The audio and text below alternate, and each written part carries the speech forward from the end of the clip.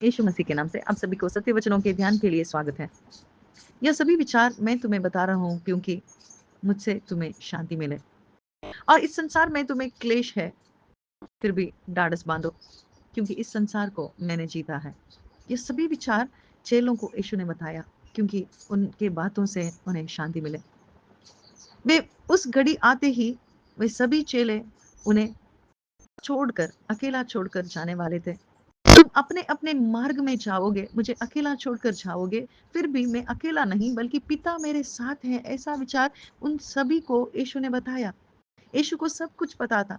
वे चेले उनके साथ नहीं खड़े रहेंगे, उन क्लेश में उनके साथ नहीं रहेंगे। ये सभी विचार यीशु को पता था। फिर भी उनके मन में शांति था क्योंकि पिता उनके साथ थे। पिता की आज्ञा से ही वे चलते थे। पिता की आशा पूरी करने के लिए ही यीशु उत्सुक थे। इसीलिए उन्हें ढाढ़स बांधने के लिए कोई नहीं रोक सका। इस संसार को जीतने के लिए उन्हें कोई नहीं रोक सका। जब चेलों ने यह सभी विचार सुना, वे सभी भाग गए। फिर भी जब यीशु जिलाए गए और इस यीशु पर उन्होंने विश्वास रखा, तब पवित्र आत्मा से भर गए।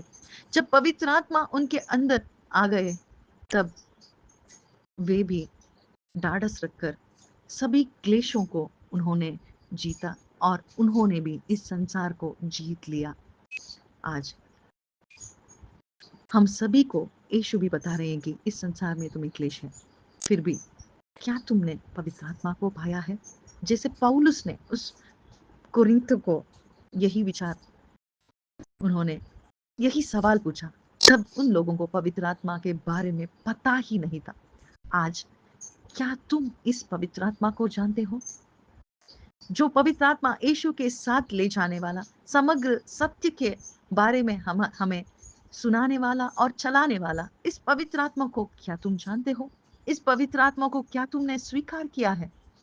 नहीं तो तुम अपने अपने मार्ग को लेकर यीशु को अकेला छोड़कर तुम अपने मार्ग में चले जाओगे, जैसे शिष्यों ने यही किया, जैसे चेलों ने यही विचार किया। फिर भी जब वे पवित्र आत्मा से भरित यीशु के लिए जीने लगे, तब यीशु के साथ चलकर यीशु के गवाही बने। ऐसे ही जब हम इस पवित्र आत्मा को पाते हैं, यीशु के उस सुसमाचार को सुनकर, जब यीशु मसीह के द्वारा इस पवित्र आत्मा को पाते हैं, तभी हम यीशु के साथ चलकर उनके गवाही बन सकते हैं। आमीन।